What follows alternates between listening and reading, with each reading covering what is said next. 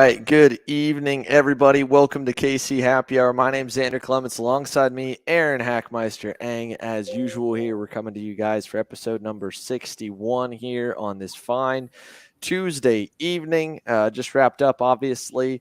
A lot of racing going on over the weekend that had us all across the country. We had the Texas Sprint Racing Series season finale down at Speed Sports Racing Park in Houston, which thank you to all those of you that tuned in. I think that was some of the better numbers that series saw when it came to the live stream on the season. Had some really good racing. We've posted a couple clips, got everything from kid karts up to the K senior class, which is always super entertaining, and lines of fences at the end of the day, which was cool. And, we had that, and then we turned around right around from there and went up to well, at least for me, we had two separate crews. We had a crew down in Houston for Friday, Saturday night, set up on Thursday, and then all those guys got to sleep in a little bit after getting done around midnight or 1 a.m. or so on Saturday night. And I headed up to the house here at DFW, got here around 5 a.m., and then got on a plane around 6 a.m. to fly up to Indianapolis for the Driving for Dyslexia charity event. Aaron was up at that. He was helping me a little bit, which was super cool. $52,500 raised for helping schools and teachers get trained on how to teach kids with dyslexia, and all kinds of cool efforts that charity does. And that was just cool altogether, right? You had so many pro guys come in. I mean, and Brendan Hartley, Felipe Albuquerque, for those of you guys that watch the stream, the sports car guys, obviously Brendan Hartley's been all the way in Formula One. Felipe Albuquerque's been everywhere. They were just in the car with Alexander Rossi that morning, and kind of came in on like a couple hours notice. They didn't even have suits if you look at the pictures. So that was cool, man. I wanted to come on and say, we spent a lot of these shows talking about, stuff we want to see out of the sport, stuff we want to, grow the sport ultimately. And I think sometimes those discussions, while they're good, they can get to be a little bit of, kind of, going around in a circle, and we don't exactly get everything that we'd like to get, or don't get every single problem solved, which is not obviously going to happen overnight or on one single podcast. But the cool part of going to both of those events, right? That was a grassroots event, our first ever to Whiteland Raceway Park, and then, getting to go to the regional events on the year that we've gotten to go to. We get to interact with a lot of you guys that we don't normally get to see at the national races. And that was a long weekend for me. Aaron, I know you were one of the people making fun of me, man. I probably had about 5 bags under my eyes by the end of the day Sunday. It was brutal. Oh, dude, you look spent. I think you said you got like 30 minutes of sleep, and I could tell, at least for sure, when I first saw you. You just kind of looked like a zombie walking around trying to find your way. But yeah, I mean, the event at Whiteland was super cool. All the drivers looked like they made a really good time out of it. Alex Rossi's birthday was on Sunday, so they all poked a bit of fun at him for that. Really, really well done. Congratulations to MPG and Elliot Cox for winning the event overall in the final stint. But yeah, I think it went really well. Hopefully they get to do it again next year. And the TSRS racing, I was watching some of the broadcasts. Those looked like some super fun racing. Can't wait to get there next year for the USPKS event. Yeah, that's cool, right? That track's been trying to get a date. We've been pushing for them to help get a date, because that is, a top-level facility out in Texas that can host it. There's a lot of exciting stuff going on around here. Now that's got a second regional series with the Southwest Regional Cup. It's kind of almost like a divisional.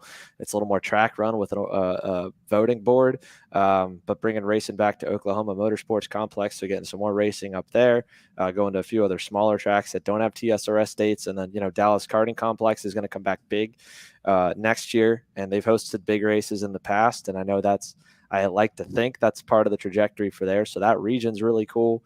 A partner of the show, Christy Kendall's doing some awesome stuff in Mississippi and NOLA. And as much as we come on the show and talk about some of the stuff that we struggle with the sport in terms of a few basic things and a couple things that Jamie Saraki last week was talking about, there's a lot of good out there, right? We got a pretty simple platform this week. 380 plus pre-entries for the 206 Cup Karts Grand Nationals, which is awesome. We've got a lot of those guys coming on board. They just released the track map here this week, which is a slight change from what they ran last year. If those of you guys know, we were there last year. We got so much love from all you guys asking if we were going to be able to be there this year. Unfortunately, we're not. It will be streamed though. They've got a group. I can't remember the exact name of the live production group that's doing the live stream this year, but we got the main commentator, Mr. Dave Mack. I see he's in the green room, so he'll be joining us later on in the show. Excited to have him on. Excited to have a number of guys that are creating content in the space, and that'll be there. Jorge Ruiz with Jam Racing will be on later. AJ Roderick with one of the smaller up and coming Midwestern based race teams will be on the show later on too. But the change they're doing with the layout this year, it still has the same bottom of the racetrack where they cut the I-70 hairpin out to try and limit the draft a little bit, because again, you're talking 9 horsepower engines for every single class. We talk in Newcastle, it's like a super speedway for our X30 125cc 30 plus horsepower guys, and even the draft making a couple tenths difference for the pro shifter guys with 40 plus horsepower in KZ and Rock Shifter. So you have to get a little creative when you go to America's Heartland and you go to one of the biggest clubs out there. It just has a massive racetrack. Last year, they went beyond turn number 4 at the top of the screen. They went into the Monza Oval, had the ski jump, which is cool, but it was a little bit more toe. This year, this is the original layout that they ran a few years ago, right, Aaron? If I'm not mistaken, that that they'll have up on there, which is a bit of a throwback. But you can see that again, they're on the Monza corner, cut the straightaway in half, tries to limit what they can on drafting. But as we get into the event, we'll touch on it a whole lot later on. There's just it's I won't say it's a lottery, but it is still a little bit of luck, definitely getting a good toe in qualifying and then just praying that you survive the heat races, no matter what layout they choose, because it's just so level. Yeah, I mean, I ran this race back in 2019 on this layout, and it was 72 cards I think entered. We lost like 3 in practice or something like that, but it was the biggest goal was always find a drafting partner and survive the opening 2 laps. And it's going to be the same as every year. I mean, you're getting a big field out there. It's how it's always going to be. The racing should be interesting, though. The track raced interestingly. This was all my first time at 206, so I couldn't specifically say how it raced 100%. But the racecraft was certainly interesting out there. It'll make for some interesting racing, and every year it's super close races, drag races to the line, stuff like that. So it should be a lot of fun to go and watch. I won't be racing again this year. It should be a lot of fun to go watch. Yeah, and I mean, you can look at the EKN onboard with our buddies over there. David Cole posted his onboard, and you're not touching the brakes a ton on that layout, so it packs them up even more. Which again, qualifying will be key, and then staying up there is key. When we get to the entry list later at the end of the show, we bring all our 206 guys in. It'd be a great week to have a fantasy league to pick guys, because it could be any of about 30. Because the downside, the upside to having such a draft reliant layout, and even then this is doing what they can to keep the drafting out of it, right, is that no one's really going to break away outside of the event like last year when you get some rain. On the flip side, if you have a fast guy fall back in the pack, it's going to be almost impossible to get back up. If he's got a dancing partner and they're able to make smart passes where they don't get passed back and get kind of sucked into the battling, that will happen for 15th, 20th, 25th, 30th, then they can go. But it's and then it's cool, right? We're looking to the entry list too, and we'll get to that also. But just in the same way that we look at having IndyCar and sports car guys come back and run the Super Nats and come and run CKNA Grands, hopefully in a couple weeks, we want to beat them, right? In the same way the IndyCar guys want to beat the F1 guys that come to the Indy 500. Having some of the top, X30 Pro and shifter level guys like Austin Garrison, like Jarsakrak, like Paulie, like Brandon Lemke, having them come over and run. The skill ceiling's a little lower because the speed's a little lower and it's more draft reliant, so you can run with them, right? Like if I went to this event, for example, I have no chance. I could barely hold on to Paulie and Brandon when I was running full-time in X30, so I would have no shot at them right now. But if I got a good package and a good draft lap in qualifying, there's a good chance I could be messing around with those guys in the races, which would be super fun. So it's cool. It's a cool event. There's a lot more to it, right? I think there's a few aspects about an event like that that's different from a normal national, and a few things that even the CKNA Grands changes, and I want to touch on that stuff as well, because we talk a lot about different things we can do at race events to make them, more enjoyable and more than just a race. Because that's, I think, what builds longevity, right? Supernats is invested in a lot of branding. It is the race. CKNA, it's kind of almost been a grassroots effort. We talked to Greg Jasperson earlier in the year, and he was like, we haven't really spent hardly any money on marketing. This is all grown because of the racers and the vibe at the racetrack. And we were only there for last year. Was a lot of fun to be a part of and to make a video at. But Dave Mack's been a part of it for the entire year. So when we bring him on, it'll be cool to hear him because he's obviously been in touch with a lot of guys that have run that the whole show. But that's what we're going to do in our final segment of the show, is talk a lot of CKNA Grands, talk a lot of stuff coming there. I wanted to bring a few more guys to kind of continue some discussions, not to talk on class structure and stuff like that. But, if we really are serious about wanting to grow the sport, I think you have to be creative in a few ways with the way the business model works, right? At the end of the day, us saying we love it, us putting all of our heart and effort into it, and charity and goodwill only goes so far. If we want everything to grow, right, it's got to have attractive business models on all aspects of the industry to flow properly. And so the guy that we have coming on here, some of you may recognize. If you're newer to karting, you may not. Ryan Beachner has done about it all in a very short amount of time, from driver and customer to shop owner. He's won the SCUSA Super Nationals. He's won 2 SCUSA Pro Tour titles with supported guys the next 30 seniors. He's run a local shop, and he's also done some other stuff in the sport that we'll get to. So I want to hear his story and his thoughts on it, because he's one of those guys that's done a little bit of everything, had a perspective on a few different areas, and I think has some interesting thoughts that we could add onto the discussion when we talk about longevity, growth, and again, when it comes to class structure, when it comes to the economy being in a good spot, and with how jazzed up F1 and NASCAR and IndyCar have gotten the country into motorsports. And I think we're in a really great era when it comes to marketing, with how cheap it is for social media to grow. We're seeing more and more of that in karting in the last few years. Obviously, we've done a whole lot, but everyone else I can see is doing a lot of similar stuff, and that's great. We're getting a lot of exposure. How we capitalize that, how we make it attractive for people to get in, that's what F1, they're turning down teams left and right because their business model has become so attractive for any franchise to get in. They don't want to let people in, but there's a lot of manufacturers that want to get in because, as great as it is of a sport branding wise, it's also very profitable. So it's a business at the end of the day. We've got to be able to keep guys happy that are full-time in this. And again, we've got a great class structure. We've got a lot of promising news with a lot of racetracks.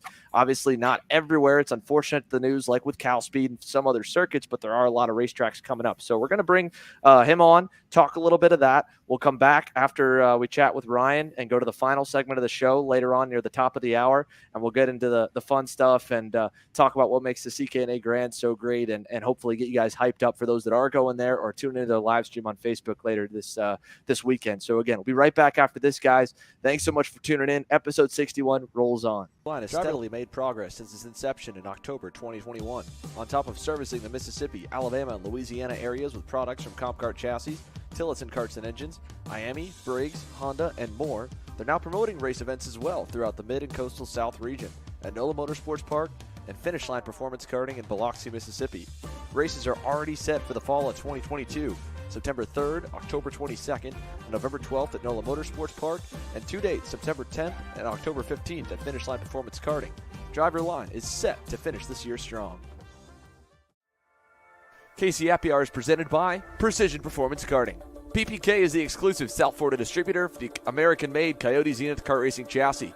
PPK is offering trackside support at all the Cup Kart South Division events, the CKNA Majors, including the Spring Nats and the Grand Nats, the Sunshine State Karting Challenge, and a number of club events in the Southeast. New here for 2022 and in partnership with Brandon Jarscrack Racing, PPK is also offering full arrive and drive opportunities in the Junior Senior Briggs 206 classes at the popular Stars Championship Series and the GoPro Motorplex Karting Challenge events. The same professionally prepared kart and motor package has propelled Brandon to victories at Winter Nationals and the Monticello Divisional in 2022 are available to you. In addition to the Coyote line of racing chassis, Precision Performance Karting is also a distributor for Odenthal Racing products, Hilliard clutches, Vega tires, and Greyhound racing seats. Check out Precision Performance Karting on Facebook and Instagram, or email them at ppkartingfl@gmail.com. From 4-stroke to 100cc to 125cc and beyond, Techno Kart USA has a winning option for you.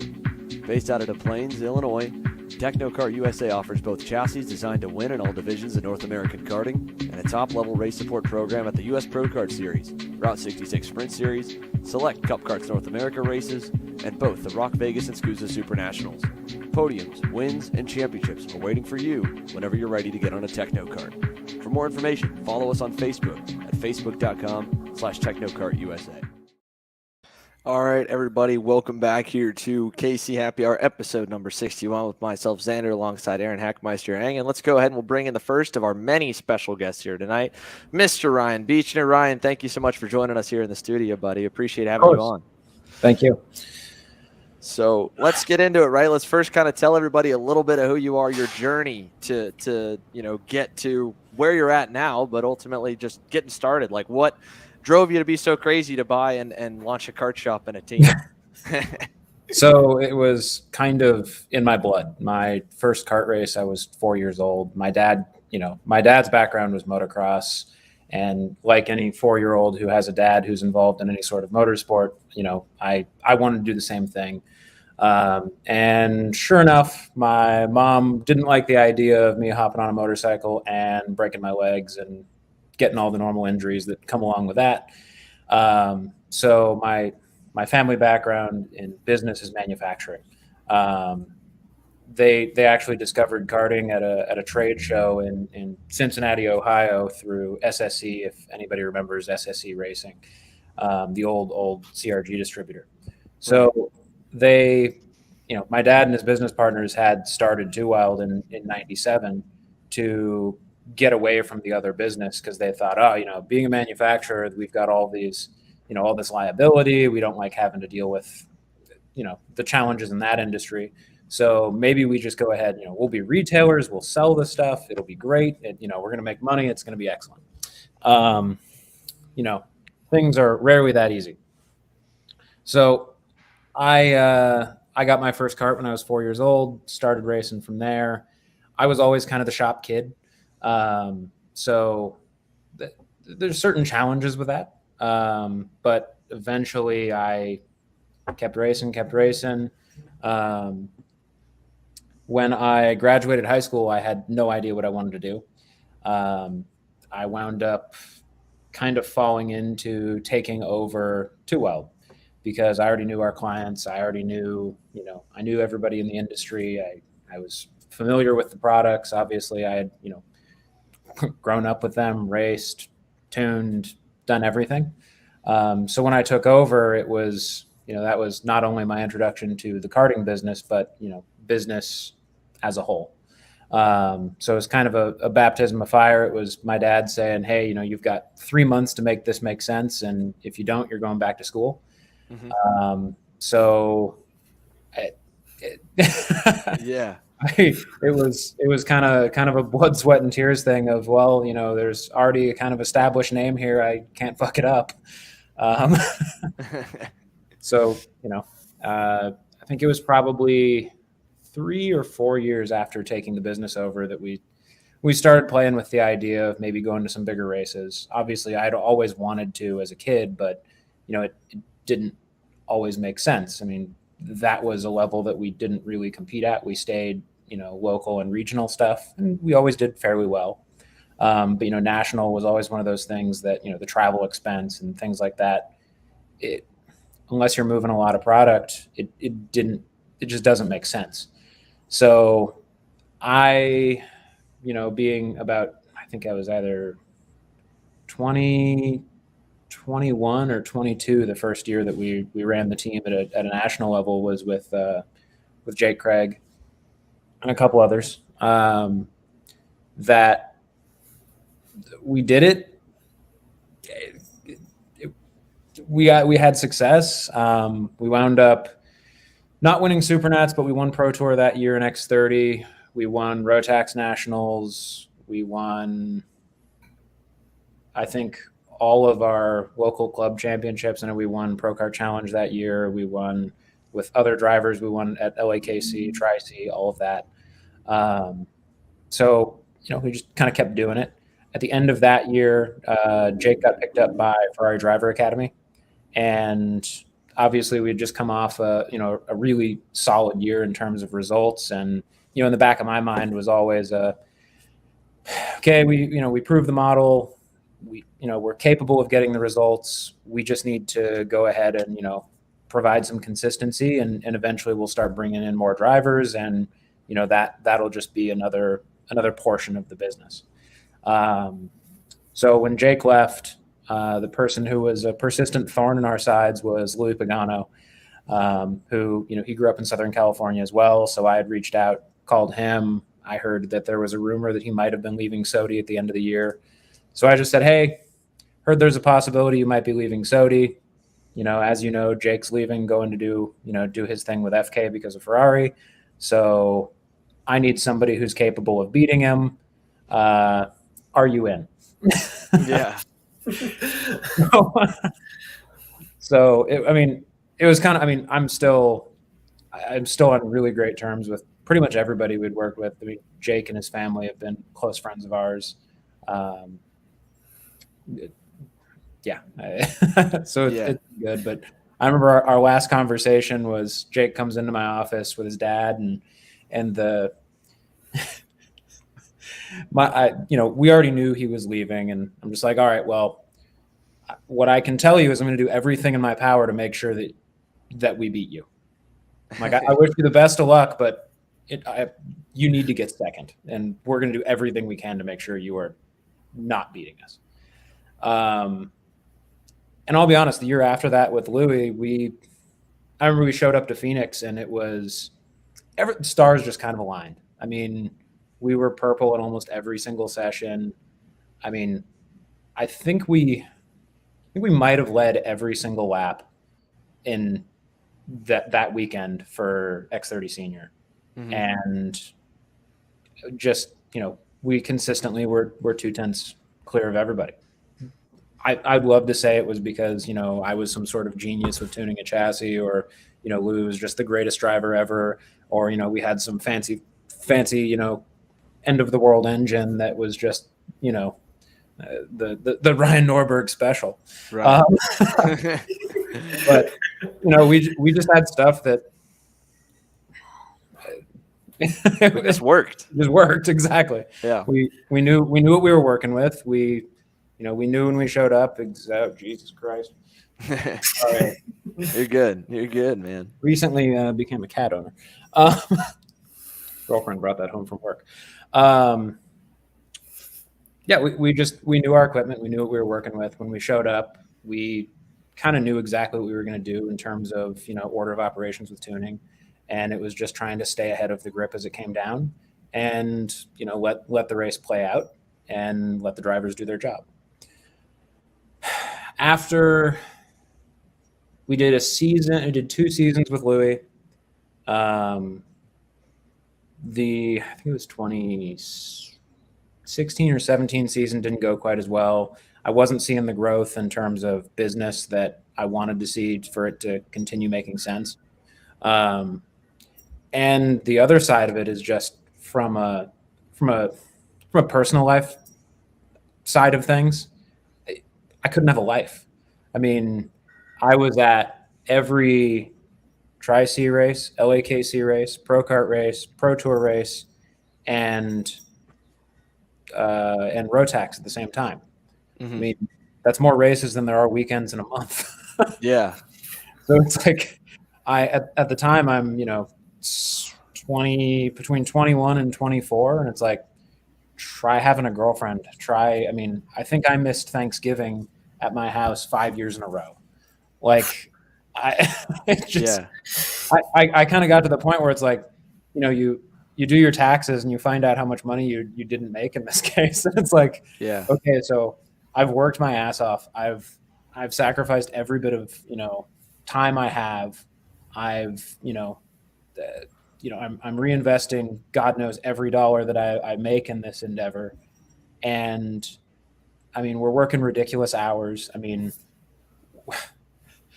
remember sitting in the shop with Jake between races. He was to go from Rotax to SCUSA. Mm-hmm. We had to go from Utah to back to California and then back to like Colorado or something like that. And the way it worked out was We were driving all of Sunday night. We got in on Monday, unloaded, cleaned and prepped everything we could, reloaded, and then got on the Jesus Christ. Star of the show. I don't know. I bought a condo recently. This is a loft. I can't keep the cat out of it. You're good. Sorry. No worries, man.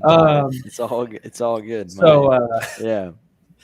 My cat's made appearances too. Don't worry about okay, it. perfect. Yeah, I'm new to that whole thing. So, no, it was just there was no downtime, and if you want to go ahead and turn something you absolutely love into something you absolutely hate, do it completely nonstop for like 4 years solid, and don't take a single day off and wonder why you question everything about it. It's right. It gets rough. Yeah. You know, you win and it's all worth it for a solid 30 minutes. And then you got to go pack the trailer again. Yeah. You are not the only person I've heard say that. I remember I was talking to an old, karting mentor of mine, sort of, and I was like, I kind of want to think about like starting a team and doing something and kind of making my own program. And he was like, yeah, if you want to spend 70 hours a week to make $30,000 a year, go for it. And I was like, I don't know about that. Yeah. So I remember in, the year I had most of our success, it was, I think what I actually took home was like $65,000 that year. Mm-hmm. And all I could think was, I could literally make more money Jesus Christ, doing anything else. Like the amount of blood, sweat, and tears, the risk. I mean, the part of the karting business nobody talks about from a racing perspective is there's times where the customers that you have behave like addicts. They maybe didn't pay the bill, and oh, I'll catch you. It's good, and I'm just I'll pay you on beginning of next week. My my Amex gets paid off, and then the balance. I don't care. I don't care anymore. I have bills to pay. Like you quickly find out that you hand somebody an invoice at the end of the weekend. Okay, are we having fun now? You hand somebody an invoice at the end of the weekend for a couple $1,000s or whatever it is. Mm-hmm. And they immediately think, oh, you're making a ton of money. No, because, okay, well, what made up that invoice? Well, a few sets of tires can quickly eat up all of that. And tires are Tires are it's a 10 to 15% profit margin item by the time you pay for shipping to actually get them there. Mm-hmm. Or, SCUSA will deliver tires for dealers to events. I'm sorry. It's okay. It's okay, man. But yeah, right. So that's like, I think that's the first thing to go into, the margins are tricky. It's long hours on a race team. There's no question about that. And it's not to say that the margins are terrible. I mean, there are good margins. There are stuff that you will make money on. Mm-hmm. But it's once you go ahead and average it out, and the margins are great if you don't consider your time as valuable and the experience you have, the expertise, the only reason I know what front bar to stick in that go-kart or, how wide it needs to be or whatever. The only reason I know that is because I've dumped so much of my own time and testing and everything into that. It's that old story about, the mechanic who goes to look at a ship and, he spends 10 hours looking around at it and then taps it with a hammer. And then the owner says, oh, it's ridiculous. You billed me $25,000. And he says, well, here, let me send you an itemized invoice. And the invoice says, tapping the engine with a hammer is $5. And then $24,995 was knowing where to hit it with a hammer. Mm-hmm. So, yeah, it's real easy to lose sight of the fact that it's a business first and foremost. I mean, all your customers ultimately become your friends because you spend so much time with all of these people, with the drivers, with the families. I mean, you're personally invested in everybody you're working with just by way of how much time you're spending with them. And it's easy to go ahead and let certain things slide and quickly find yourself in a very uncomfortable situation financially where, you can't do that. So you did the team. Yep. You won, everything there was to win, right? Yep. Nationally at the time. You did all the right stuff on that Yep. regard. You did have customers, like you said, but the growth wasn't there. And then comparing that model to then, what did your local staying home, like local shop, and then did you have, I'm assuming again, like a local support team when you still ran club race and when you dialed the national stuff back, or not at all? So I was present at every race. Once you stopped the national team, I mean. No, even when we were doing national, I was still at all of the local stuff too. Yeah. But like after you stopped the national, so once we stopped the national stuff, it was a sense of relief for a couple years. Because now at least, you're at home in your own bed. You can kind of get to a point where you have a day off. You are able to be a little bit more human and less work robot. And it's easier because the more people are basing their activity on, enjoying it rather than my kid's going to be a Formula One driver, typically the faster they pay their invoice, which means less cash flow problems for me. Frankly, I don't, it's like that was really the issue was it always came down to cash flow because, most of the vendors in karting don't extend terms. There's, it's not like another business where, hey, you're going to order the stuff in, 30, 60, 90 days, then you have to pay for it. You've long since sold it and collected it. The money's sitting in the account ready to go ahead and pull the trigger to pay your vendor. Well, OTK or, IAMI or whatever it is, you want to go ahead and order more steering columns, swipe the credit card. It's ready or not, here it comes. And, you pay for it, then it ships. So you better always make sure you've got enough money to make sure you have that cash flow to make sure things make sense. The local level definitely is more low key. You don't have as big of swings in terms of, expenses because you're not all of a sudden, hey, I have to book flights, I have to book hotels, I have to handle, the logistics side of it, which is really where the majority of the expense in racing at that level is. It's not that many more sets of tires. It's how many days you're at the track. Local race, Friday, Saturday, Sunday at the worst. A national race, whether karts are on track or not, you arrive on Tuesday or Wednesday just to make sure that your space is there for you, but also so that if you show up a day late, you may not be able to get to the space that you're supposed to be in because all the other teams are set up around you. So that has to be considered. It's, you're towing a trailer all the way across the country. You've got a lot of fuel. You've got a lot of, stops and hotels to make sure you can actually get to your destination. You kind of become a truck driver as in addition to a go-kart shop owner, in addition to, if you're the guy who's doing all the invoicing, you're also your accountant.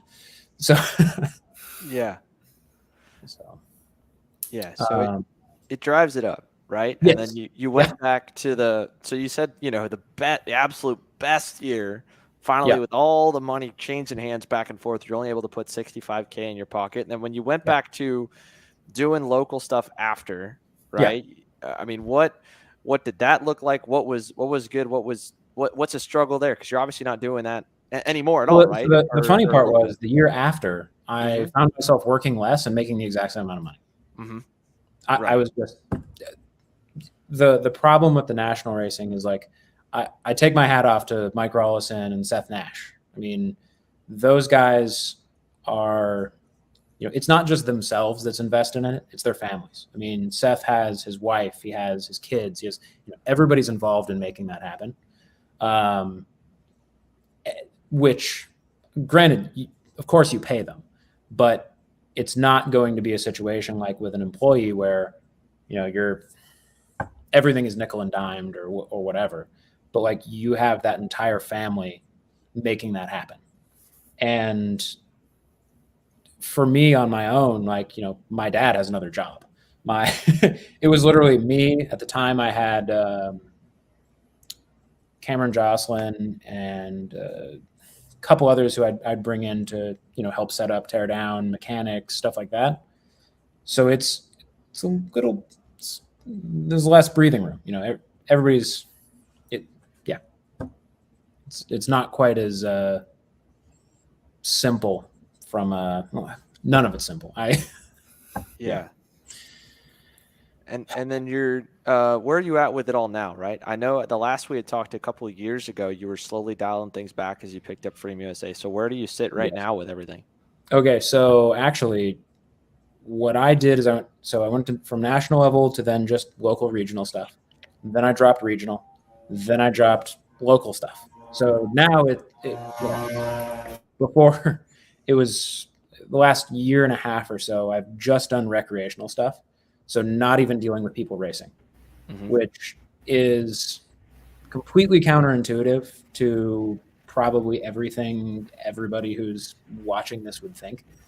But I actually found myself happiest doing that because the level of expectation of the customer, the professionalism amongst the clients, and it was much more workable. So if somebody wants to come out on a Wednesday and they want to drive and have fun, we're not going crazy. We're not changing axles. We're not doing all of They just want it to run at that point, as right? long as it runs and you lube the chain and it fires up when they want it to, and they don't miss a session, they leave the track at the end of the day completely stoked.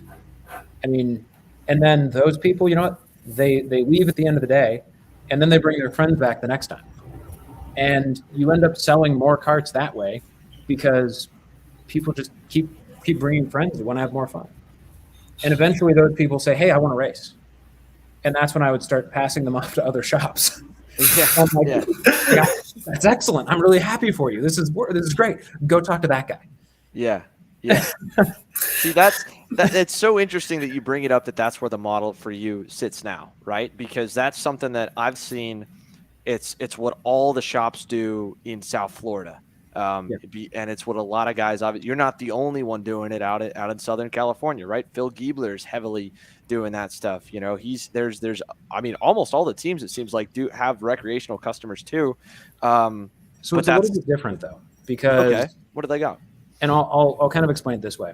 So Phil's model, I could be wrong, but I was at the track every Wednesday and every Friday for the last 4 months.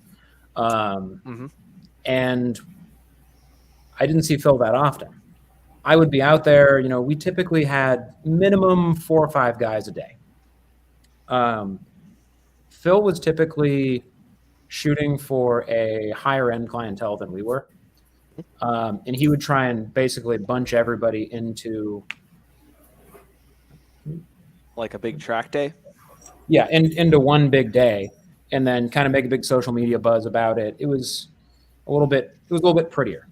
For us, we wanted to be consistently available. We wanted to go ahead and make sure that everybody had a good time. And we didn't want to be so expensive that it was something people didn't want to do regularly.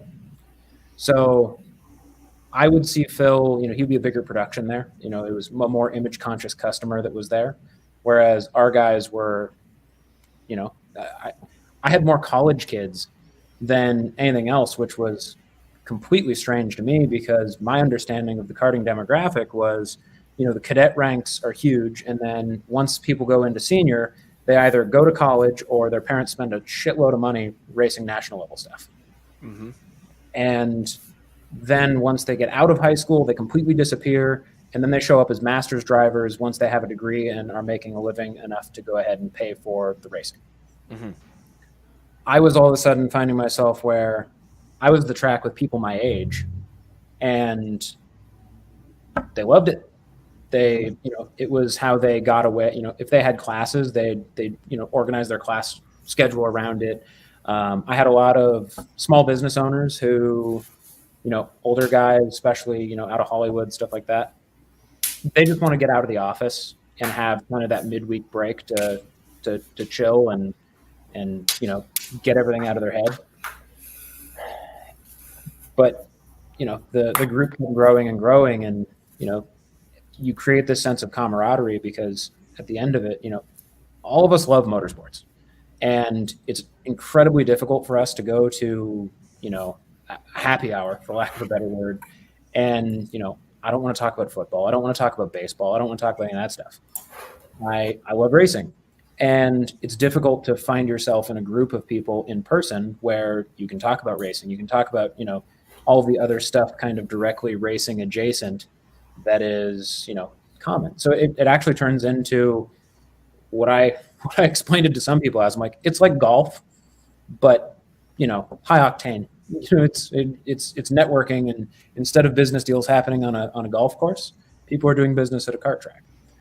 It's just, you remove the racing side of it, and all of a sudden everybody's chill. Everybody's friends. You don't have the egos and the elitism, and I think karting needs a lot more of that. And this whole era of like recreational karting, right? I mean, and just recreational motorsports, I think it's picked up, right, over the last 10 to 15 years. You can see it with the number of motorsports country clubs that popping up all over the country for the upper class guys that want to go do, drive their sports car for once every couple months. Sometimes they don't even show up to the club after they buy the club membership. But this is almost like a more middle class version of the exact same thing. And then kind of at the same time, like a funnel, in some ways to get into the sport to compete as a whole. But this is like, I guess my question to you is, like, how are you finding a lot of these guys when they come out to the racetrack? Are you plucking them off the rental kart leagues, or are they coming to you after rental kart leagues from CalSpeed, or are they just all reaching out because they've discovered you guys on the web presence?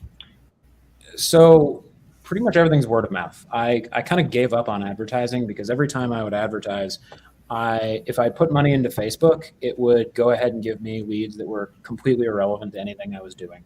I mean, I have my sacrificial, $200 a month that I give to Facebook and Instagram to go ahead and bore me with people who want to ask me questions that are completely irrelevant. But virtually everything was word of mouth. I would get a lot of referrals from the tracks, actually. So people would show up to CalSpeed, they would do the rental kart leagues, and then eventually they would say, hey, I want to do something else. And the track would then say, hey, if you want to start before you get into racing, go talk to Ryan, go talk to Phil, go talk to, whoever it was that really offered them the ability to do what it is they wanted. And, I'm assuming they would just go ahead and filter, depending on the person, the personality, whether it was either to me or to Phil or whatever. But that was a fair amount of it. And then after that, it really started to kind of blossom with friends bringing friends out to drive a 206. So I was running 206s to just come out and drive a kart. It's funny because everybody looks at 206s kind of down their nose, condescendingly at it for a little bit, because it's not as fast as a KA, it's not as fast as an X30. But when you take somebody who has absolutely no experience driving any type of a kart and you stick them in a 206, they love it. They're blown away every single time. We had a few influencers that we brought earlier this year to do a test day down in Homestead. And a big thanks to the Ricer Racing guys for helping us out with that. But just in the 206 alone, just because the weight difference from a rental kart is massive, and how light and nimble a racing kart is. I mean, that's more than enough for a lot of them. So we're coming a little close on time with where we're at, obviously. But I have a few more things I want to direct to before I let you go, and we get into the 206 guys that are racing later this weekend with the CKNA Grands. So your model shifts now to a lot of this recreational stuff. How much would you say of the overall revenue of your shop is from parts sales, including chassis, including tires, including consumables, right? How much is... I can say right now... I can't imagine. It's got to be a lot. Well, what do you think? Okay, so I'll just give an example. July in total, I invoiced somewhere around $140,000. Granted, I distribute the Hoosier tire for Tri-C. So there's, probably $30,000-ish in revenue, right there. There was, some new and used packages peppered in there. I think there was 2 brand new KA packages. There's 20,000 there. I mean, But the biggest chunk of the business now that I got away from the racing side has been in service. So it's in transport, it's in track support, it's in maintenance between races, or not between sessions, and the support side, because that's where the dollars actually stick to the wall.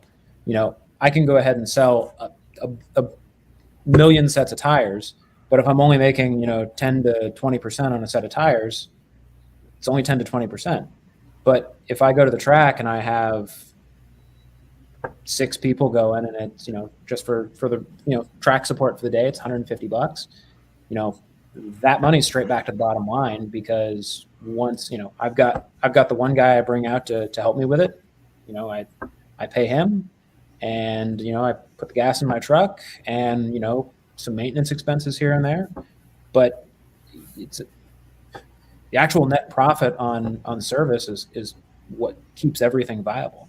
The recreational guys don't burn up nearly as much in terms of parts sales as the racers do, because Right. this weekend, if somebody says okay, I'm on an OTK and I want to try an H axle, and I want to try an A axle, and I want to try an HH, and then I want to cut this, I want to go ahead and do all these different things. Okay, well, 3 axles at $200 a swing, it's $600 plus 3 sets of tires. I mean, you can quickly rack up quite a bill, but the amount of money that you have to spend just to have those parts available and the infrastructure to back those drivers to make those decisions, it's not as certain of a profit situation. Mm-hmm. So, I mean, I can say that the recreational side makes a lot of sense for me. There's, I guess, a whole other discussion to be had with CalSpeed closing, and 90% of the days I was doing were at CalSpeed, and unfortunately, I had some family problems that came up earlier in the year. That's actually I'm not doing any track operation anymore. I'm just doing tire distribution now. So it's like I'm now sort of removed from the industry outside of just business to business distribution with the tires, and obviously now I'm more or less only frame. So it's, I guess I'm just moving into a different area of the industry now. Yeah. So from what it sounds like, right? I mean, where I want to end it off is, obviously the recreational side is a great way just to get more guys in. Yeah. When we started this, and what our goals are is to obviously to grow the sport, to grow more club stuff, to have more bigger communities, to have exactly like what you're talking about, where where I grew up in Atlanta, we didn't have a massive club. We had one small track down there. Atlanta Motorsports Park came up after I'd already gotten out of junior ranks. So when we got in, we started a rental league. Found a buddy at the local club, raced there, and then the numbers died off. And there was no practice days. There was none of that. There was no community, right? I think budget-wise, that's where I would have stayed. So that's one goal. And then the other goal is finding ways to make it sustainable for, another Louis, Jake situation that's not just funded off of getting more customers and selling more service, but actually, them putting a brand up front and then brand selling back to recreational customers and to club guys. But, for all that to work, for the sport to grow, for the top and the bottom to go, right? Everything has to make sense at the bottom line for other people to want to get in, because every business owner, every shop guy like yourself is a salesman for the sport as a whole. Yes. Right. We need more of you guys in. Yeah. If we don't have people coming in, in our region especially, there was kind of this feeling of, why does it feel like the sport's shrinking here? And it's like, okay, well, the reason the sport feels like it's shrinking is because we don't have as many people coming in and starting to race, because all of our businesses here in the region became national level race teams. So now they don't necessarily have time for the recreational guy. I mean, just in Southern California alone, you've got Ryan Perry, you've got Seth Nash, you've got Formula Works, who's deep in with GFC, plus Josh Huff does regional and some national stuff as well. I mean, Kyle Hayner with MDG and HRT, they're doing selection of national stuff. But they're focused more on, regional and club stuff, I would say. But there's only so many weekends in a month, and there's got to be a balance. You need to have people who cater to the new guys. It's not sexy, but it's necessary. You have to have new blood coming into the sport, because there's always going to be someone exiting the sport, whether it's because they're pissed off that somebody made a bad call on track at a national event, or if it's just because hey, they got a full-time job, they graduated college, and life took them in another direction. But there's always going to be people coming in and coming out. So you need both sides of the sport to exist and to really be stable. Because if we don't have the national side and we don't have that aspirational side, we all need kind of the heroes of the sport. When I was growing up, it was Gary Carlton. Now it's Ryan Norberg. The kids need somebody to look up to, and they need somebody they want to be to go ahead and spur the growth up the ladder. Because otherwise, you're just going to have the same group of people dominating the same local track, and that goes ahead, and that creates stagnation as well. So you want to make sure that there's somewhat of a less of a ladder and more of a conveyor belt that just takes people to the highest level that they're comfortable being at. So from earlier, in terms of looking at, whether it's weak points on the local side or even with your model, right? Like the recreational model, I've seen it be really, really well. It seems like it's picked up for a lot of teams where you're at in Southern California, where some of the teams are in Southern Florida, It's a long, long way to go to any big races. So for any of those shops, outside of when the big races come to them, the recreational model is what pays their bills out of the year. But a weak point for sure from what you're saying is like, how do we get more guys interested in the recreational stuff, especially if a track doesn't have rental carts that it can feed you in? Are there other weak points or points of potential or gaps, you would say, in what you're doing now, right, to either make your business model better or just to get more guys in any which way? I mean, it seems like you've got a pretty good setup. Yeah, I mean, I think what's really helped, especially in the last few years, has been, I'm sure you guys have brought this up ad nauseum, but Drive to Survive. Right. That's really funneled a ton of interest towards, for us, it was Cal Speed's rental program. And, there's a noticeable improvement or an increase rather, in the amount of people going through that. And as that got busier and busier, people started saying, hey, I feel like I've gotten pretty good at the rentals. And then they start racing 206. And then after they've done a year or so at 206 and they feel like they're comfortable with it, then they make a jump to KA. And, right now I feel like KA is kind of starting to approach critical mass. I hope I'm wrong. But it seems like we have this cycle in the United States where, a club level platform gets adopted by the national level, and then the perceived cost of competing with that, starts to pollute what people think of it at a club level. And next thing you know, it starts to shrink until somebody has the next better mousetrap.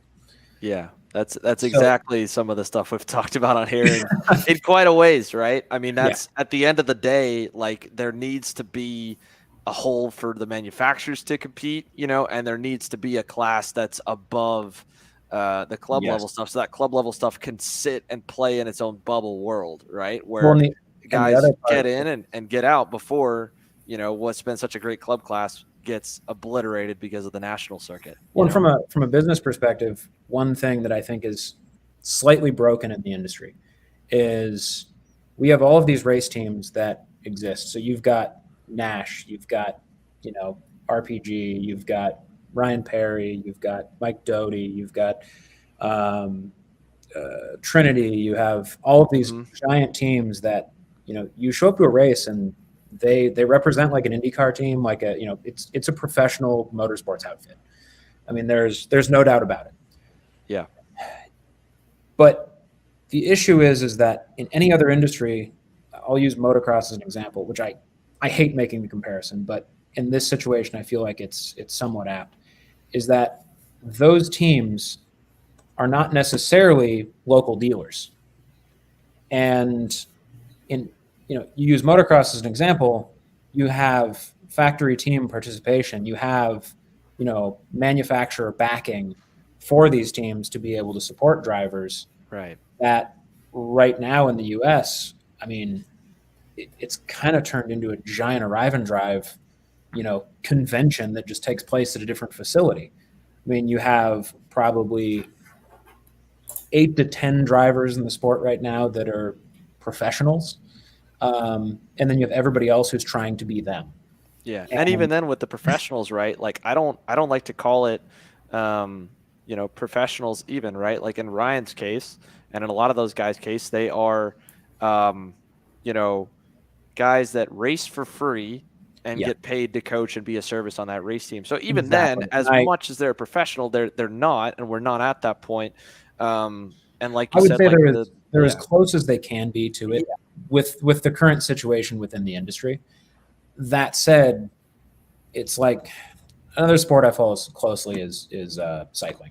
And they have a similar issue where they have once you get into the World Tour, they have a minimum wage for World Tour cyclists. Well, the minimum wage is 30,000 euros. It's a complete joke. Congratulations, you're now a professional and you make less than a fry cook at McDonald's. But by the way, you're going to be on a bicycle in traffic and you're getting hit by a car 40 hours a week. Like, it's like I really respect like how seriously, the Norbergs and the Kremers and all of these guys, conduct themselves. They're excellent ambassadors of the sport, but they're really not, I wish there was an ability to pay them better to where they weren't constantly having to kind of pimp themselves out for coaching. I mean, I don't know how much more that would elevate the sport, but I know the amount of, personal sacrifice that all of those guys have just to go ahead and live the life that they're living. It doesn't show up in, the paycheck or as far as I know. I mean, I live in Southern California. It's an expensive area, but I've got friends who out of college are getting jobs making $90,000 to $100,000 a year. And I'm sorry, Norberg and Kremers work way fucking harder than they did to go get their degree. I'm not saying that, that the world is fair, but it's like, I wish they could go ahead and be appreciated more for the work that's put in for those positions. Gotcha. Well, I fully agree. I mean, that, like you said, right? Like this is, and the thing is those guys are making good money. The team owners and the team managers will be making way more. The team owners will be making more. The mechanics will make good. The coaches under the tents will make good, right? If the drivers are in a good spot, obviously the business owner is going to be even a better spot. So I think for us, at least with where we are at, right, our job that we need to figure out, that we need to crack the code on, is how do we make it where the guys that are even at the recreational level are paying attention to those guys winning, and those manufacturers are moving product because of it, because that will inspire the manufacturers to pump that money back in, Oh, and the other side of things is like from a manufacturer perspective, don't get me wrong, I've been OTK fan my entire life. We were the original Cosmic distributor, but it's also kind of broken to me when 75% of the field is on the exact same product. And that product, everybody's a dealer, but at the end of the day, like if RPG wins, does it really make them more money? No. Yeah. Because if you want to buy a Cosmic after you watch Ryan Norberg go kick everybody's ass, you're going to buy it from your local dealer. You're not in, Kentucky calling Washington to go ahead and order a Cosmic when there's probably a dealer in your backyard. So it's like we're asking dealers who are technically at the bottom of the food chain in terms of the distribution model to go ahead and take on the most expensive part of the marketing of the product in this market. And Corbett Jones had a comment down here, which made a comment regarding, yes, there's other teams. I understand that, but for the sake of comparison, I'm oversimplifying. So he's obviously correct.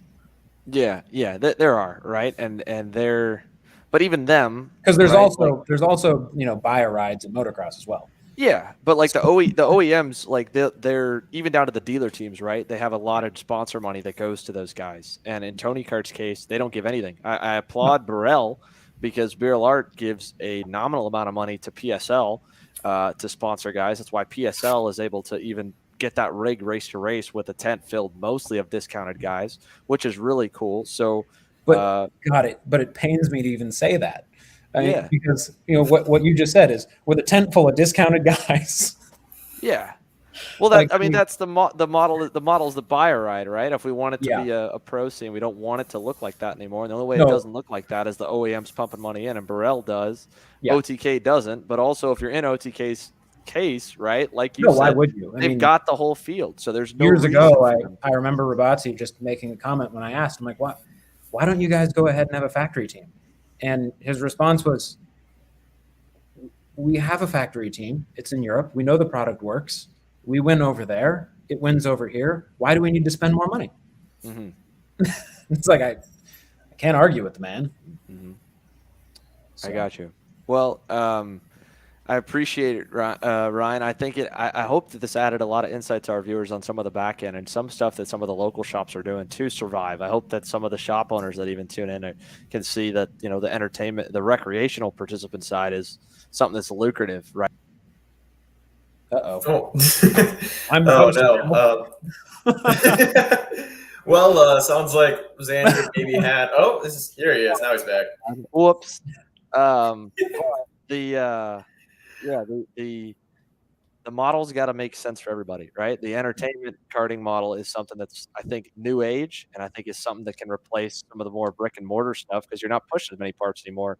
As you, No, and you guys are while doing definitely a good job at pushing the personalities of the sport and creating visibility and, you know, that aspirational side of the sport where people want to follow it. You know, people don't necessarily watch, you know, all of these football games because the intricacies of the game. It's because of the personalities. It's the heritage. It's the, you know, there's more to it, and it allows people to get kind of emotionally invested in karting as a sport. You know, maybe not just as a participant. I mean, karting, as Howie in the comments pointed out, is, you know, principally a participant-based sport. It's not a professional sport, but, you know, is there hope for it to someday get that point? Who knows? We'll see. We'll find out. Well, Ryan, thanks for coming on, man. I'm hoping we'll have you on really soon. I appreciate it. No, happy to come back anytime, but awesome chatting with you guys. Thank Likewise. So with that, we ran a little bit longer than we'd expected to, but our 206 guys have been unbelievably patient. So we're going to bring them in right after this commercial break because we're going to dive into those parts of the sport that really are a big the other reason of why we do what we do, right? As cool as it is of karting being an awesome launching pad for anyone that wants to go into car racing, the more sustainable, and I like using that word instead of professional, that we can make it, and the bigger platform we can make it for these guys to go back home and to be able to do it more adults, especially because that's the biggest market that buys go-karts, even more than kids, which are at least a big market of it and doesn't get covered by a lot of what we do, is a lot of the entry list at the CKNA Grands. We're going to have all of that talked about when we come after the break here. Dave McIntyre, Jorge Ruiz, and more. We'll be right after the break here, guys. Stick with us. Thank you so much. And, man, I need to make sure my stuff's together because that was a little blunder. Kart Store USA is a kart parts supplier that racers and retailers can count on when they need reliable advice and service. We focus on servicing all racers with honesty and pride while maintaining customer satisfaction. We carry a full stock of Kart Republic and Tony Kart chassis, as well as IAMI and Vortex Rock engines. We've also got a host of other parts available and in stock, such as products from Rev Performance Materials, Jecco Racing Seats, and more. We have a 100% satisfaction guarantee, and on top of that, if your order exceeds $200, shipping is on us. Check out all we have to offer today by visiting us online at kartstore-usa.com. At New Gen Motorsport, we're committed to using our 10-plus years of experience and knowledge to help grow the sport of karting from the bottom up. Our goal is to make karting more accessible to the average person, lessening the financial burden of getting started, and making the learning curve as small as possible. Our passion is training and developing drivers, mechanics, and engineers to not only be the best they can be in karting, but also for careers in the much larger world of professional motorsports. A strong foundation makes building bigger easier. Let us be that foundation for your karting and motorsports career. Be part of the new generation of motorsport. Contact us today to schedule your test day, arrive and drive race event, or to inquire about how we can help get you started in your own new gen racing kart. Don't settle for a national engine builder. Take care of yourself with an international one. SRP Engines is a global industry leader in engine services, specializing in engine formulas such as KZ, OK, OKJ, and Mini 60. SRP Engines is the engine of choice for Magic Kart USA and helped power North America's #1 ranked pro shifter driver AJ Myers to the 2021 SuperKarts USA Pro Tour National Championship. SRP Engines can also service any spec engine class of your choice, including IAME and ROC divisions. However, if you're looking for the absolute choice when it comes to KZ shifter engines, there is nobody better. For more information, contact Amr Sanada at srp-engines.com. KC Happy Hour is proudly presented by the Rock Sonoma Karting Championship, presented by Cameron Race Promotions, the most competitive Northern California karting series. Featuring a 2-day format with practice on Saturday and racing on Sunday, multiple track configurations, and a massive prize structure including tickets to Rock Vegas, race car test opportunities, and race rewards. Rock Sonoma is the training ground of multiple national karting champions each year and race car champions as well. Featuring a full Rock Cup USA class structure with each race weekend streamed live via YouTube, it's a series you cannot miss. For more info, check us out online at zanzarukarting.com. All right, everybody, welcome back. And so for those of you tuning in for CKNA Grands coverage, well, man, we better kick it off with, first of all, we talk about karting being a participant sport, maybe not having a big fan base, maybe having no fan base. I'd say no, there is absolutely a fan base, because joining us in the studio might be one of the biggest karting fans I know of, Mr. Dave McIntyre. Dave, how you doing tonight, man? I'm doing very well, Xander. Can you hear me okay? Yeah, I can hear you good. Can you hear us in there? Yes, I can hear you just fine. You and Aaron, very happy to see you. I haven't seen you guys, either one of you, for quite some time. Aaron, yeah, we partied big time back in, I think we're in Illinois, somewhere in Illinois. Yeah, we were at a Consultados. We were hanging out for a good while out there. That was fun. Yeah, He was, that was fun. Dave was getting real concerned that you were coming to take his job, Xander. He was worried you'd come announce the Grands instead of him.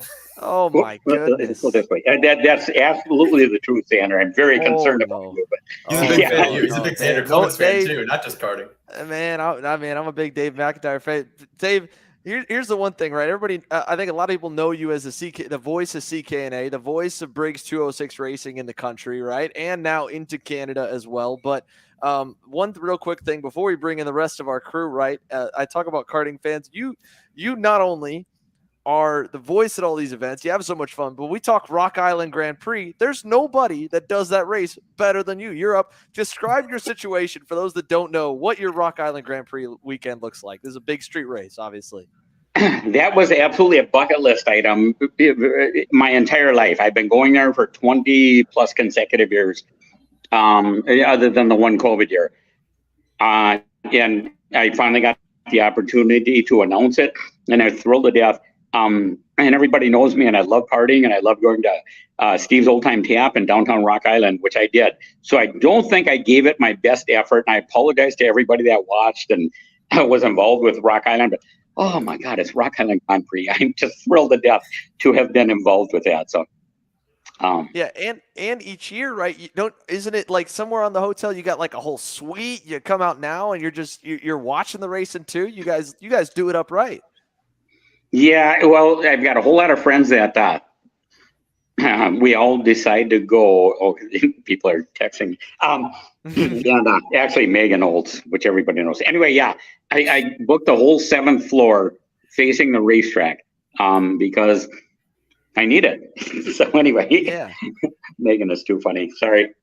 You're good, Dave. You're good. Well, hey man, I thought that I heard about it. I heard about the legendary Dave McIntyre whole floor suite experience.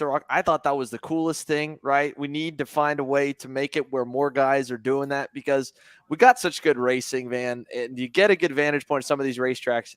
I think there's no question that, you could have people watch it and party and have a good time, just like at any other big race, So I think I wanted to say that, right? Because we hear all the time, of people think karting's this, karting's that, karting's whatever. And, Rock Island Grand Prix, some of the street races, they always have free spectators, but, it's possible. You could have a good time. You get to watch racing all day. You get to hang out and party, and you have your suite. And I think that's the coolest thing ever, Dave. So beyond being a fan of you and what you, all the road stuff you do, I think that's the coolest thing, because when I'm all done with all this stuff and, I'm ready to just kind of hang it up, I'm still going to go to races, go-kart races, car races, whatever. And I'm just going to be the guy, hanging out the whole day, watching race, maybe having a beer, having a good, I think that's the life, man. Forget the driving stuff. Forget working these races. That's the place to be. And you've already got it figured out at Rock Island. So we just got to figure out how we can make it for everybody to come do that at every other race, because it's just the coolest thing in the world. Xander, you're absolutely correct. And that's, I've always been a fan. I've never made no bones about this.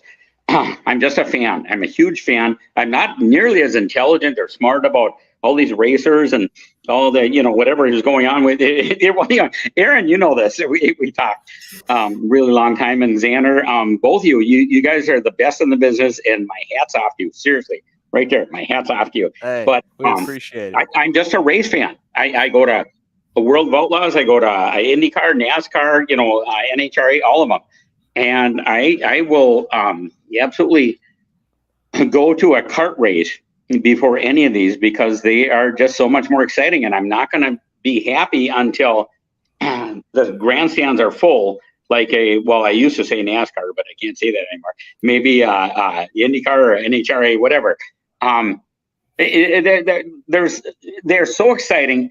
And there's so many, I call them blanket races, where you could throw a blanket over the top 3-4 finishers, whatever, and they would all fit under that blanket. It's just, I absolutely love kart racing. I'm just a huge fan, and I'm so thrilled to death that I've been able to do this for so long. So.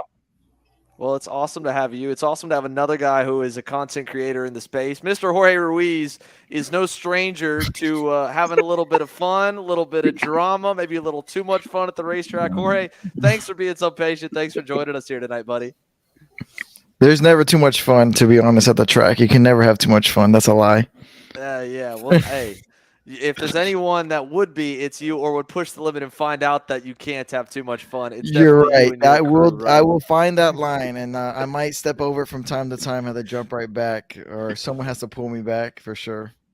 So we talk about CKNA Grands. Obviously, this event, it's like a pilgrimage for club guys across the country, across the northern border, some guys from out of the world. It's a big haul for you, Jorge, down from Savannah, Georgia, right? From where you're Correct, at right now yeah. still? Yeah, so a haul. But Dave, I'm my intel on this, my source is strictly your Facebook post. Jorge, I hear you got a beer garden or something going on this weekend in the pit area. What do you got at your jam racing pit that he was talking about? I don't know. Can you even say it? No, yeah. This is all Camp Chaos's fault. I'm gonna blame Stacy on this one already. We definitely have to have beer, and we're trying to get kegs, to be honest, at the event. So. Oh my goodness. It's gonna be a good time. It is by far the funnest, biggest race of the year. I mean, all joking aside, like when they from start of the day to the end of the day, it's all serious. We're all out there trying to win, but at the end, it's just a big fun race. Hang out with friends and meet some people and talk to people. I'm gonna have a blast. I'm ready this year. I say it every year, but I'm super ready this year. This is the year, right? Or Yeah, this is the year. Top 10, please. That's all I want. I want a clean weekend in a top 10. Jeez, I'm not asking for much. I'm just asking for a clean weekend, not destroy the chassis, not wreck, in a top 10. I'll be happy. Yeah, I mean, and that's that's what I think a lot of people go into that event for, right? We talked about it right at the beginning of the show before a couple of you guys get on. This event is hard to win in ways that I would say it's harder in different aspects than what we normally see at a big go-kart race anywhere, right? Because even let's say a decent field, a 2030, whatever class, 206, KA, X30 shifter, you go to the weekend. If your pace is good, if you're at winning level pace, there's only 3 to 5 or 8 other guys with you. When we go to Newcastle with a low horsepower engine class, that's already somewhat drafted reliant at short tracks, and we go to the biggest track in the country, right? It's a huge pack, and there's so many guys that show up there at 70 plus. I mean, there's 30 to 40 half the field that if they got the toe right, this, Jorge, as well, if they got the toe right in qualifying, that grid could look massively different. So it's not even so much about, obviously, you have to hit your marks. You have to do the basics, get the kart rolling pretty good. And there is that. It's not like there isn't chassis tuning, because there is when it comes to the Grands. But then once you get into the racing, the whole other aspect is like survival and a lot of chess match decisions, because you gotta, it's just as much of where you make your passes and your moves, positioning yourself from like a defensive driving perspective, how you don't get crashed out in your heat race, because there is no coming from the back to win this race at all, you know? No, and it's all about, you're right, qualifying. If you qualify outside the top 10, it's just going to be, you just don't get there, right? No, because the top 10 are smart, and they're just going to hook up and go, and they're going to sit there all race, and they might battle out the last 2 laps, and then everybody in the midfield are battling it out. And then this layout is very draft dependent. Like this layout, it's a fast layout, it's a good layout. If you have good pushing partners, it's going to be key. If you find yourself a really good drafting partner, it's going to be key. But you're literally going to be touching the limiter twice on this layout. Right before, going into turn 1 and then going into turn 5. Yeah, 5. You'll be touching rev limiter twice. But other than that, everything else is really fast. And to be honest, I think there's 2 braking zones and then a whole bunch of little lifts here and there. But other than that, hold on for dear life. And so when we come to this event, right, I say this every time we talk about it on the show, because it was the thing that stood out to me the most from the race that we got to when we got to go to the race last year. And you can see it when you go to the event, this year, every other year, where the temporary fencing is moved so much closer to the normal access road when you enter Newcastle Motorsports Park than any other major national that goes there. Because while there are teams, while there are arrive and drives and all that, this is a pilgrimage race, right? I mean, Jorge, you're driving your trailer up with your own equipment. This is your one big long haul of the year, and I think a lot of people are in the same boat as you. So, beyond racing the best, right? What makes it where this is the race that you want to go and drive halfway across the country and burn the most vacation days and do? What's so extra special about it, right? Everybody shows up. It doesn't matter.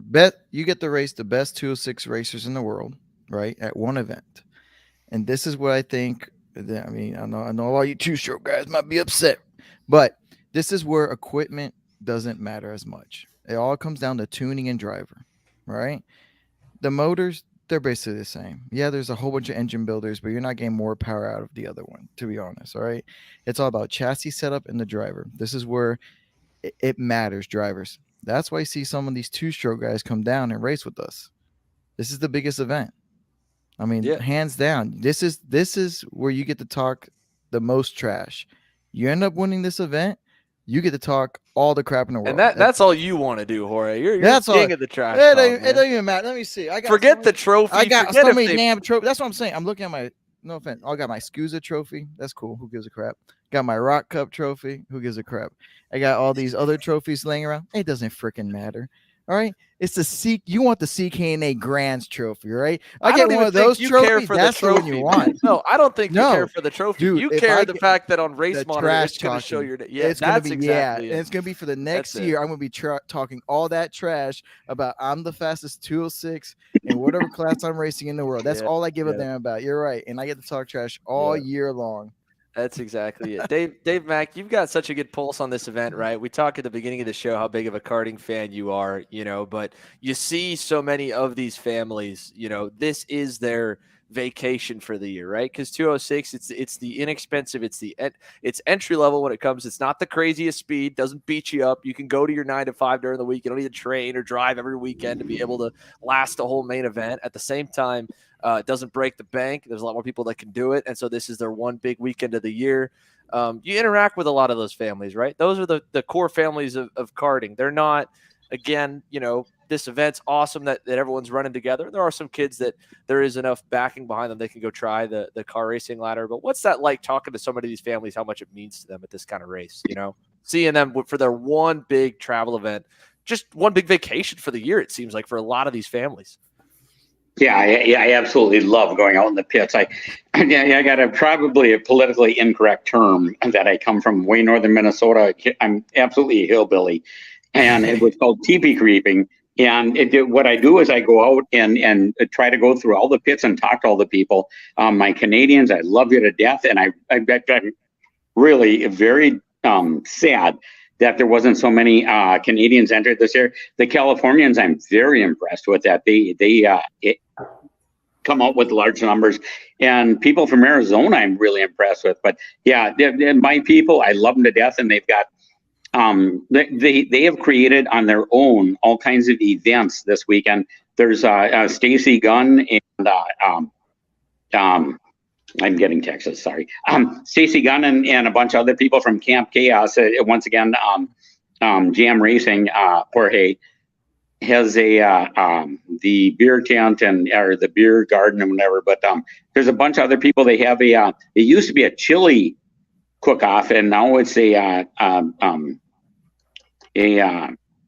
whatever, some kind of a crock pot cook-off or something. So it should be absolutely fantastic. And all these people are just great. And Mike Adams puts on an absolutely fabulous facility, and I'm just thrilled to death to be part of it. Yeah, I mean, but that stuff, like that's not like it's so great to hear. First of all the different stuff that's getting done to these events. Obviously, every race event we go to, every team's got a beer cooler ready to go. Some of them sounds like Jorge's going to break records with what he's got coming on, which not surprised there that Mr. Ruiz is going to be the one that's going to get beer banned from the racetrack. I think if anybody, but we didn't bring kegs. So. Yeah, you're going to be the first. There's going to be a rule written. There's going to be a rule next year. Kegs, no beer garden, no kegs. Beer garden, no kegs, none of that. But stuff like that, man, like a chili cook-off, that's cool. Like it should be more, because that kind of event, that destination event for any race, that's what makes it where wives, daughters, brothers, sisters, cousins, uncles want to come out. If we want to have more guys in, and I don't know where we lost Dave to. I think Dave's getting too many texts. He's trying to get in on his phone. Aaron, I blame you for that one. You were the one that got him on. Oh, he's back. Dave survived. Dave, are you just getting blown up, man? You are Mr. Popular here this evening. Yeah, no, I don't know what it is. I got a few friends. I got like 3 friends, and they're all texting me multiple times. But, yeah. But I just think that, I'm a huge fan. I just got to say, I'm a huge fan. There's a whole lot of people that make this work. Steve and Greg Jasperson, of course. But there's a whole lot of other people. Way back when we first started this, it was like, I think there was like 6 people. Did I lose you again? No, we can. Oh, now we lost him. Poor Dave. Aaron, this is all your fault, man. We had him. He was lined up. It's all technology. He'll get there. Yeah, he just learned how to text. Okay. Mm-hmm. But yeah, just to keep the conversation going a little bit, this event has been so fun. One of the most fun events, I think, maybe behind the CKNA Grands last year. But outside of that, like the most fun event that I go to. Like I remember Xander and you and I were just hanging out with some other people, like having steaks and watching kids ride bikes around the little slick track or ride scooters. Yeah, we man. were just hanging out. It was what Dave's back this time. Like what Dave's talking about, TP crawling there. Is that what you called it, Dave? What do you call it? We're running around tent to tent. TP creeping. I probably shouldn't say this on a international radio program. Oh, please, okay. Dave. Anyway, from northern Minnesota, that getting canceled on this show is Jorge, or Jorge's going to find a way to get me canceled again. That's going to be one. You're safe, Dave. It's going to be this guy over here. Xander, I'm surprised Xander invited me, man. He was like, "Please, God." He knows I'm gonna lose Kenny. He's like, "Please, God, don't screw this up." Well, I'm just ready, right? Look, we got it. We got to give love. 206 Racing is raw. It's American.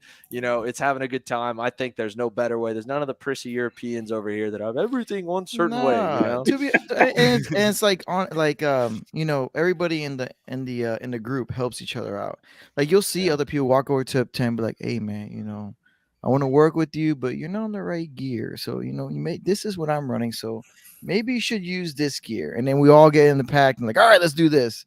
And then we just go and run together. And it's just, at the very end of the day, we do have a 9-to-5 job. We do this for fun. I mean, this is the gateway to the sport.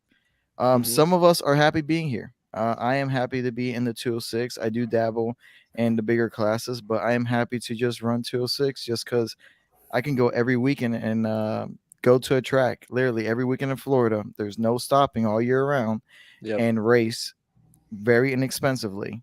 Yeah. And it just lasts forever. And then this show is just bragging rights. And then I've been to it since Grand National 1. All right. I just got into karting, into Grand National 1. And every year gets better. And I'm glad it's huge now. It's so big. And I'm glad we have our own platform to show off our talent. Yeah, no, it's great, right? I mean, there's a One of my favorite Kenny Wallace quotes. Wild Kenny Wallace is, and I don't even know if it's his. I can't remember, but I remember he says it all the time because he's former NASCAR Cup Series driver, not racing dirt late models. He's racing dirt modifieds because it's cheaper because he can do it more often. And he said, "Look, man, as long as you're racing, brother, and that's it." And that's all we want, as long as you're racing. And so whatever you're able to race, great. I've said on the show a lot of times, there's a lot of talent in that class. That's where I started. I mean, like what I mentioned to Ryan earlier, if my club was bigger, if we had a really big club like we do now at Atlanta Motorsports Park, which is awesome, when I was coming up, I don't think I would have gone anywhere near any other big races we were at, because that's all we wanted to do was race big fields on an inexpensive level where our budget was. Now, am I happy with the path we took? Great. It's awesome. But I'd love to see our sport pay attention to these races in the right light, where you've got a lot of talent. It's great having guys from the pro classes where there's bigger money involved to support them come back and run, because I think it legitimizes this event in the medium class.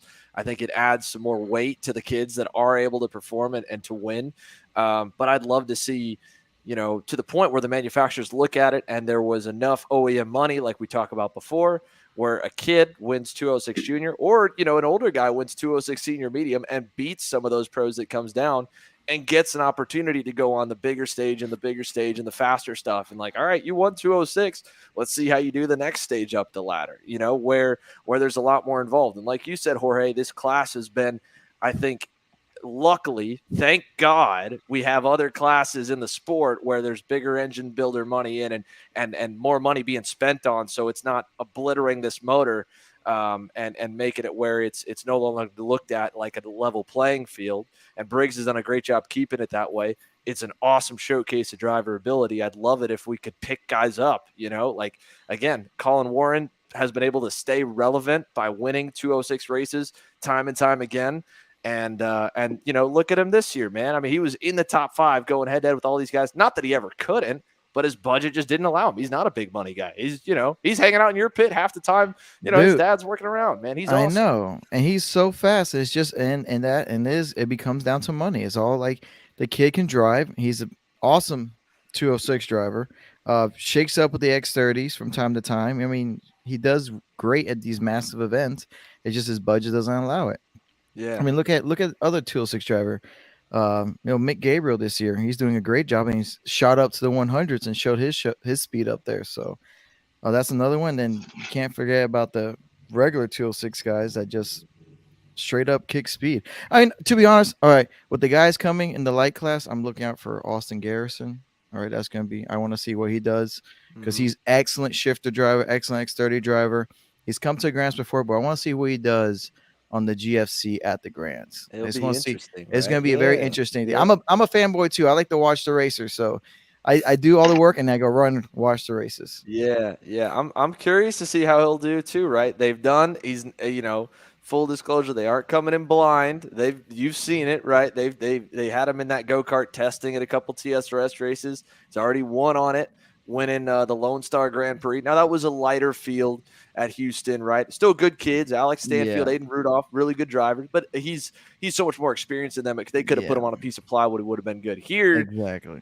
The chassis tuning is going to matter because, and just again getting a good qualifying. Like I was saying at the beginning of the show, if he for whatever reason, doesn't get a good tow, or if Jarskrak doesn't get a good tow, and they get mired, man, I mean. That's true. He could be driving the hell out of that thing, and the draft will keep him out of it. But having him in that field, right, is such a good thing for the event. Not to be flooded with Austin Garrisons, but have a few of them running in the top 10. Yeah, it legitimizes the winner. That he beat them, or at least could hang with him, even on this playing field, which is awesome. And there's so many good guys, like I said at the beginning. Jorge, you said Garrison's a guy you want to see. Dave Mack keeps getting too many text messages. So I want to say this. Everybody, listen, we're all big Dave Mack fans too. I'm trying to get him for a few minutes. So if he could just lay off his phone, because old Dave Mack can't figure out that when he hits a text button on his phone, it takes him out of the studio. We're going to bring Dave back in. Dave,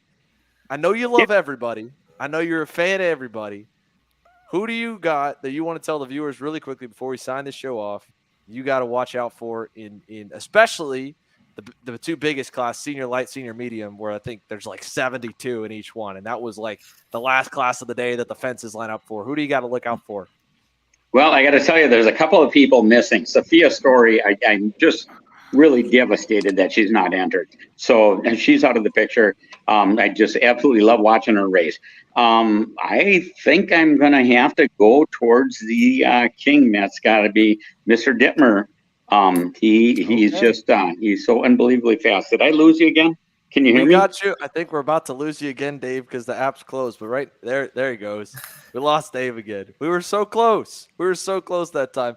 Jorge, you're watching that one, right? Because are you doing heavy? And I'm just doing masters myself. So Okay. I'm watching the light and medium. I'm gonna go. It's gonna be a 4-cycle guy that wins it. All right. It just comes down to they're in the seat every weekend. These other guys come once in a while.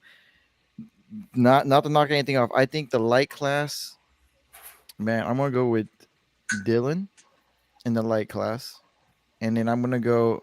This might be a surprise if he makes the trip, because you guys know we have a storm coming in Florida, and he's out of the St. Pete area. So I'm gonna say Jed right. Perkins in that CRG. They are freaking fast.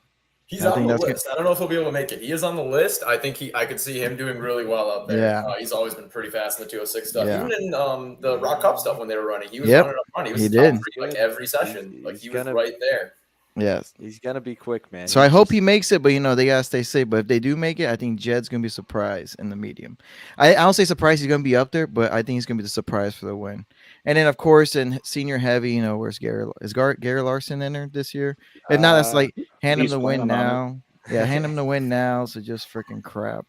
And then I'm guessing for the Masters, Eric Fagan or that Canadian guy, Mark Sheath? Mark Steele. Yeah, Mark Steele. Him. Steele's running in. That's gonna be a good one in medium, playing with the kids too, right? I know, but he's gonna be like top 15 in that class. He's gonna be racing better with us. But hopefully they take themselves out, and then like the top 15 clear out, and then I take the win. That's the plan for the weekend. We'll see. Mr. AJ Roderick, we got you blacked out, but at least got your audio here, man. First of all, thanks for joining us. Second of all, we'll give you a minute to give a little background on what you're at. Fantasy picks here for medium for people to watch on the live stream. Who you got? Obviously, you got some drivers running this week. I don't know if you got any on the medium list. Do you? No, I don't have anyone in medium. I've got a couple light drivers, a couple heavy drivers, and a junior. But for medium, I think Brandon Jarzik is going to get it done this year. Yeah. I tell you what, those Coyotes have been really good, and I know he's been working really hard on it, and he was really good last year.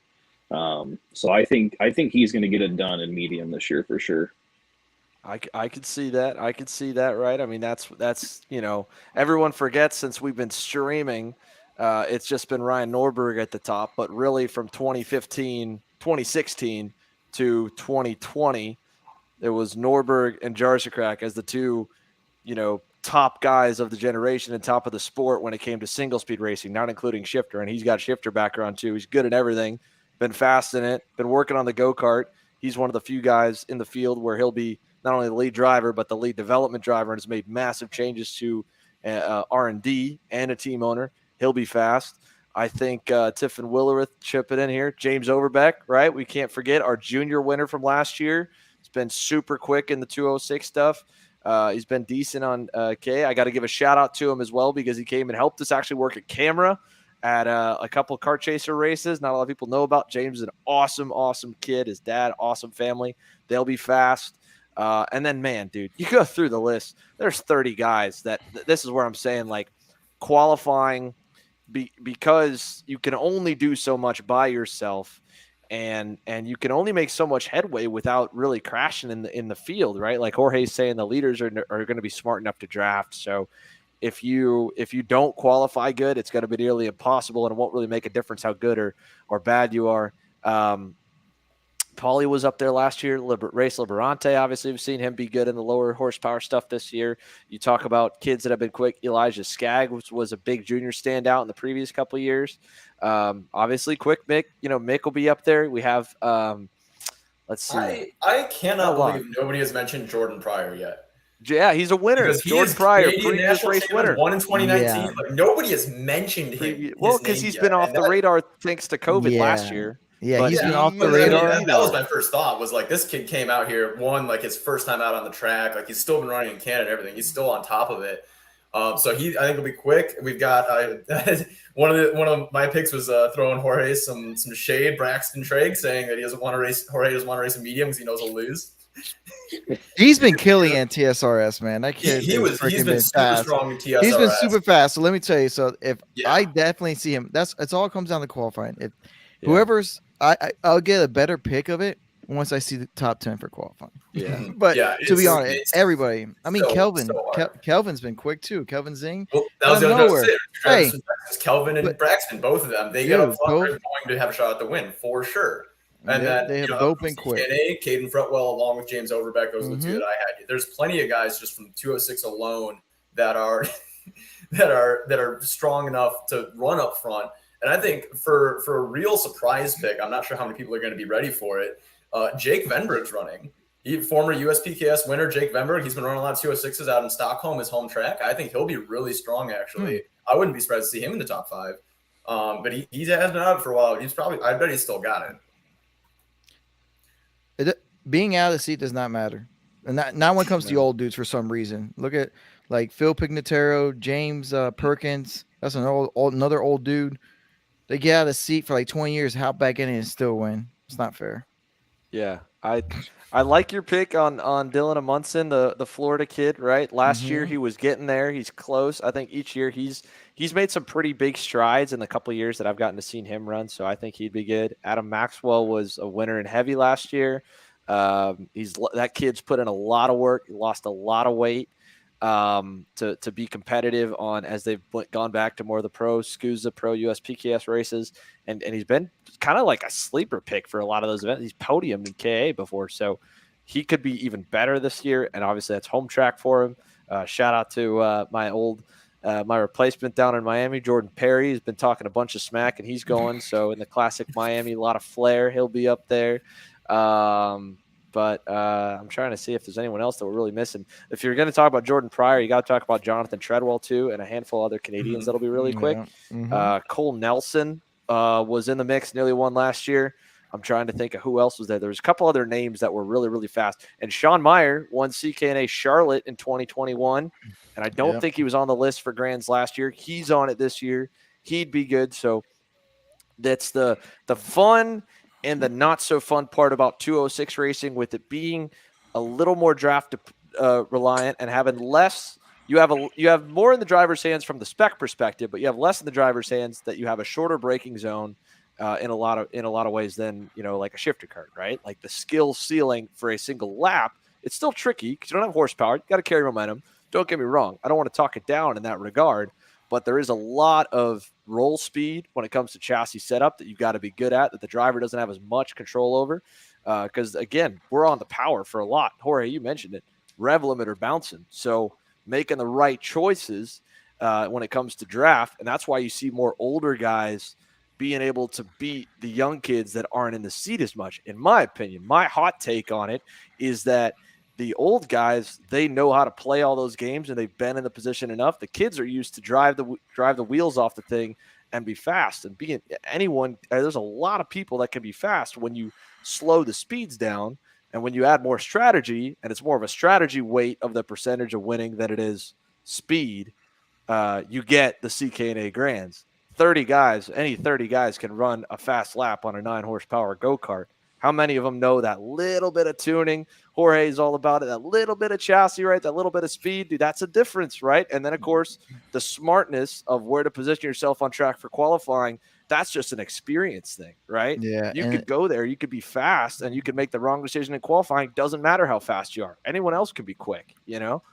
And these guys are machines. They don't make a mistake. In a 206, you make a mistake, that's 2 to 3 tenths the lap. You're done. You made a mistake and go into a fast corner, you're done. You're done for like 3 tenths, 4 tenths. In the shifter, you make a mistake in the corner, might make it up in the other corner. But here, these guys are machines. They just don't make mistakes. And the ones that don't make the mistakes usually wins.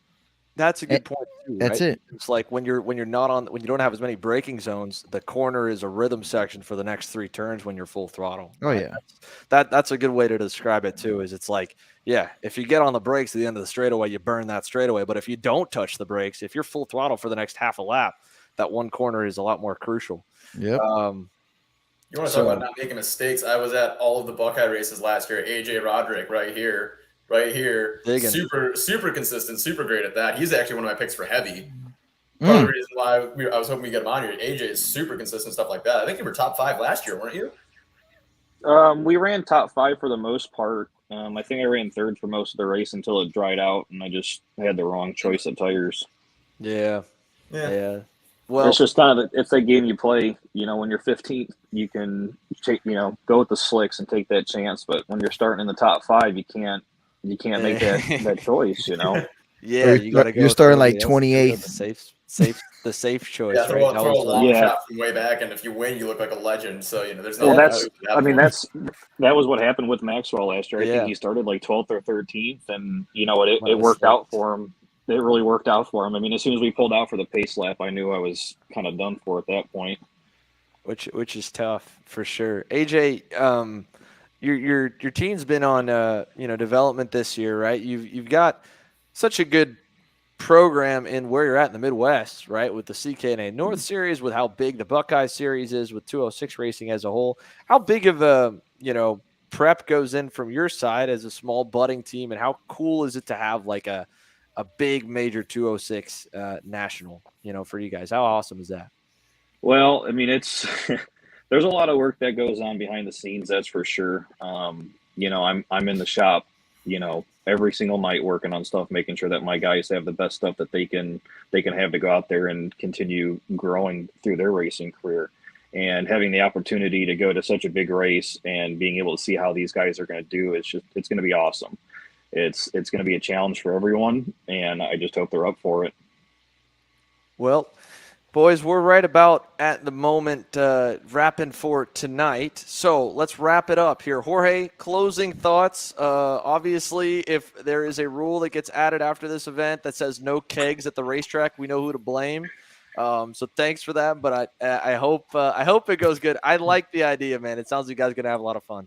When you got a vodka sponsor, you can't really ban kegs, can you? That's true. That's true. Very true, right? I like AJ. I've never met him, but I like AJ already. Hey, man, Well, you better get a car for that. I'm staying at the track all weekend. Come find me. We'll drink some. Oh, that's awesome. But yeah, Jorge, closing thoughts. What you got, man? Biggest 206 in the country.